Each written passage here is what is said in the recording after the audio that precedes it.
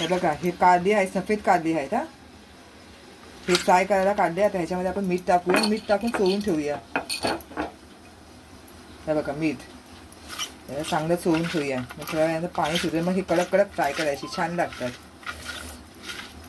हे बघा कारली आहे बघा आपली, मस्त आहे बघा. आता थोड्या वेळानंतर पाणी सुटेल. मग तळायची, कुरकुरीत तळायची. बघा पातळ किती केलेत बघा. बघा बघा किती पातळ आहेत. असेच हे पातळ पातळ चिरायची.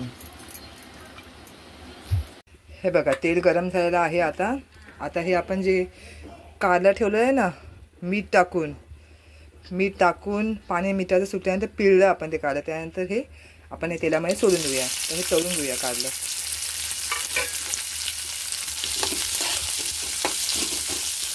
चांगलं बारीक गॅसवरती तळायचं. एकदम बारीक गॅस करून तळायचं. चांगलं कुरकुरीत होतं बघा. त्यामध्ये मसाला टाकूया आपण.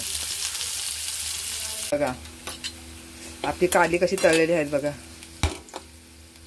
अशी तळली ना कारली. त्यानंतर त्यामध्ये हळद आणि मसाला पावडर हे टाकून देऊया आपण.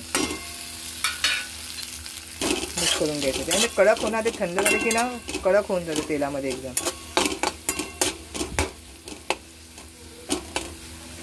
बस त्याला बारीक गॅसमध्ये ठेवून देऊया. म्हणजे मसाला पण फ्राय होणार आणि हे राहिलेलं पण काय कारलं असेल ते पण कडक होणार. झाली आपली आलू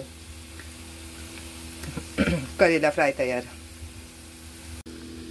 कसं झाला भाजलेला कारलं सांगा जरा. फ्राय केले बघा सुक्कं कारलं. कसं झालं ते सांगा. लाईक करा, शेअर करा.